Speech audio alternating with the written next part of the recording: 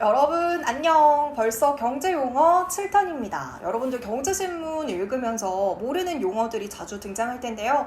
저와 함께 하시면 앞으로 모르는 용어를 찾느라 안 그래도 오래 걸리는 신문 읽기 시간을 훨씬 더 단축하실 수 있습니다. 자, 그럼 경제용어 7탄 바로 시작해보도록 할게요. 오늘은 정말 중요한 영어 약자가 조금 많이 나와요. 경제용어 시간인데 영어 단어 시간이야? 라고 생각하실 수 있지만요. 그렇게 어렵지 않으니까 잘 따라와 주세요. 자, 첫 번째 용어는 바로 CPI입니다. CPI는 매달 발표가 되는 만큼 여러분이 꼭 알아야 되는 용어인데요. 특히 최근에 아주 핫 이슈였죠. 미국의 8월 CPI가 발표되고 다음날 주가가 폭락했습니다.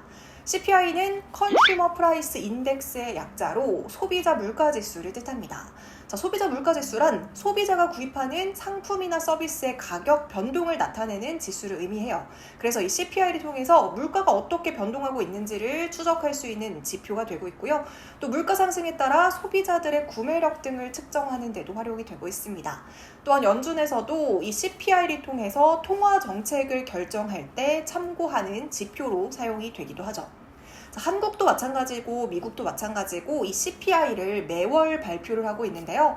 특히나 지금은 미국이든 한국이든 인플레이션을 잡는 것이 최대 이슈입니다. 때문에 소비자 물가지수가 어느 정도 안정이 되면 금리 인상 속도를 줄일 텐데 9월 13일 미국의 8월 CPI가 예상보다 안정화되지 않아서 연준에서는 여전히 금리를 인상할 것이다 라는 해석에 무게가 실리면서 이날 증시가 폭락하기도 했습니다.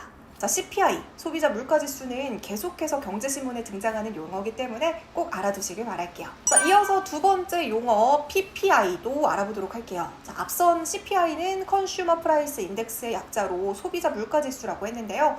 PPI는 프로듀서 프라이스 인덱스의 약자로 생산자 물가지수를 의미합니다. 생산자 물가지수는 생산자가 시장에 공급하는 상품과 서비스의 가격 변동을 측정하는 지표인데요. 소비자 물가지수가 소비자가 구매한 가격이라면 생산자 물가지수는 생산자가 판매한 가격이라고 보시면 되겠죠. 자, 보통 PPI는 CPI의 선행 지표로 간주가 되는데요. 이게 무슨 말이냐면 PPI가 생산자가 판매한 가격이라고 했잖아요. 원자재 급등이던 인건비 상승이던 다양한 이유로 생산자가 판매 가격을 올려서 시장에 공급을 했습니다. 그럼 당연히 소비자가 구매하는 가격도 높아지겠죠. 판매자가 비싸게 팔았으니까 소비자에게 그 가격이 전가가 되는 거니까요. 그래서 PPI는 CPI의 선행 지표 역할을 한다라고 표현을 합니다. 자, 이제 CPI와 PPI 확실히 이해되시죠? 자, 이어서 세 번째 용어랑 네 번째 용어는요, 기업들을 일컫는 줄임말로 생각하시면 될 것 같아요. 자, 세 번째 용어는 팡입니다. 팡. 경제신문이나 증권방송에서 팡기업이라고 종종 나오는데요. 도대체 팡기업이 무엇일까요? 팡이라는 이름을 가진 기업일까요? 자, 이 팡은 기업들의 약자인데요. F는 페이스북, A는 아마존, 또 A는 애플, N은 넷플릭스, G는 구글로 미국의 5대 빅테크 주식을 묶어서 팡기업이라고 부르고 있습니다. 어렵지 않죠? 자, 그런데 최근에는 이 팡기업 대신에 네 번째 용어인 마타나가 새롭게 등장해서 주목을 받고 있습니다. 앞선 팡기업들의 주가가 최근 큰 편차를 보이고 있어요. 넷플릭스 같은 경우에는 최근 가입자 감소 여파로 주가가 약세를 보이고 있고요. 페이스북도 이용자가 늘지 않고 있죠. 그래서 더 이상 이 5개 기업을 묶어서 팡기업이라고 할 수 없다라고 판단을 한 건데요. 그럼 팡 대신에 등장한 마타나는 어떤 기업들로 이루어져 있을까요? 자, 마이크로소프트, 애플, 테슬라, 알파벳, 엔비디아, 아마존을 합쳐서 만든 신조어가 바로 마타나입니다. 팡에서 페이스북이랑 넷플릭스가 빠지고 마이크로소프트, 테슬라, 엔비디아가 추가가 된 거죠. 앞으로 경제신문이나 증권방송에서 마타나가 자주 등장할 것 같은데 이때 마타나라는 기업 아무리 찾아봐도 없어요 라고 댓글 달지 마시고요. 아, 마타나는 마이크로소프트, 애플, 테슬라, 알파벳, 엔비디아, 아마존을 의미하는구나 라고 생각하시면 될 것 같습니다. 자, 이어서 다섯 번째 경제 용어는 닥터둠입니다. 자, 지금 이 기사 제목들이 닥터둠과 관련한 내용인데요. 닥터둠, 미국 물가 못 잡을 것, 닥터둠의 경고, 미국 경제 침체 심각할 것, 닥터둠의 경고, 반등에 속지 말라, 주식 50% 폭락할 것. 자, 이렇게 보니까 닥터둠이 뭔가 어떤 사람인 것 같이 느껴집니다. 자, 닥터둠에서 둠은요, 암울한 상황을 의미하는 단어거든요. 그래서 닥터둠은 비관론자를 뜻합니다. 따라서 앞선 기사들은 비관론자들이 지금 경제 상황에 대해서 비관적인 시선에서 바라본 내용들을 의미하는 것이겠죠. 자, 닥터둠도 자주 나오는 용어니까 꼭 기억해 주시길 바랄게요. 자, 이어서 6번째 경제 용어는 버핏 지수입니다. 버핏? 내가 아는 버핏은 워런 버핏인데 하시는 분들 있으시죠? 네, 맞습니다. 바로 그 워런 버핏이 이 지표는 주식시장의 과열 정도를 측정하기 위한 지표로 가장 좋은 지표다라고 얘기해서 버핏 지수라고 불리고 있습니다. 자, 미국 증시 전체 시가총액을 GDP로 나눈 값으로 이 버핏 지수가 70에서 80이면 저평가된 증시고요. 100% 이상이면 거품이 낀 증시로 여기고 있습니다. 버핏 지수라고 네이버에 검색하면 매일매일 이런 식으로 버핏 지수가 나오는데요. 현재는 버핏 지수가 160% 이상입니다.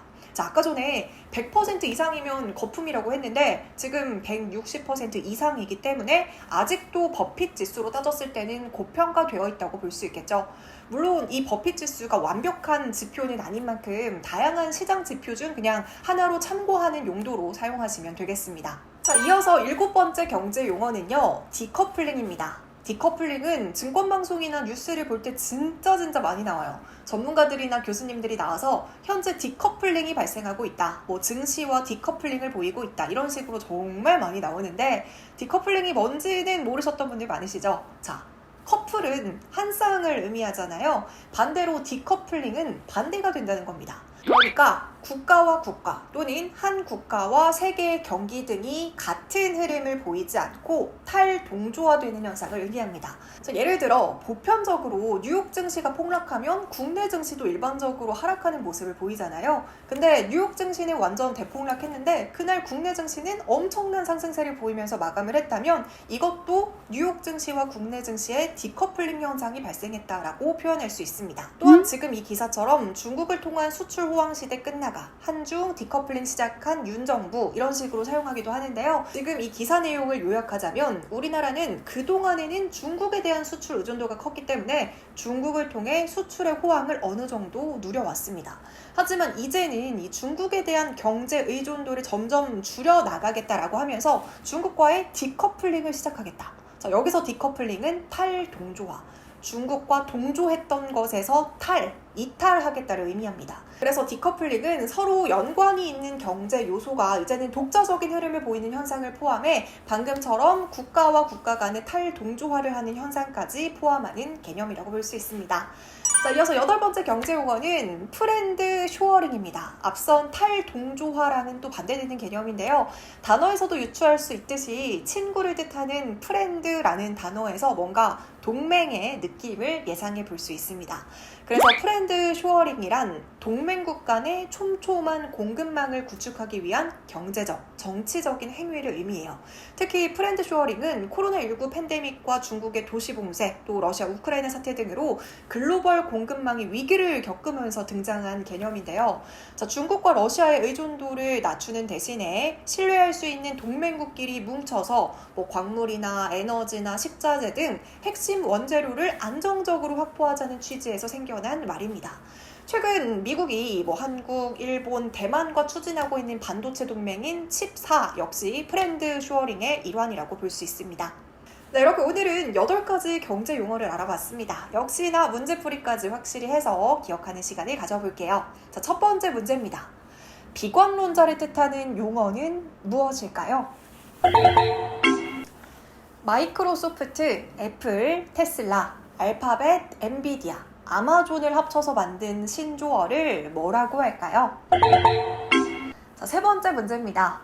국가와 국가 또는 한 국가와 세계의 경기 등이 같은 흐름을 보이지 않고 탈동조화되는 현상을 뭐라고 할까요? 마지막 문제입니다. CPI와 PPI는 각각 무엇을 뜻하는 용어일까요? 네, 이렇게 문제까지 풀어봤는데요. 혹시라도 기억이 안 나는 문제가 있다면 영상 다시 한번 반복해서 공부해보시면 좋을 것 같습니다. 네, 이렇게 오늘도 경제용어 7탄까지 마무리했고요. 다음에는 경제용어 8탄으로 돌아올게요. 그럼 다음 영상에서 만나요. 안녕!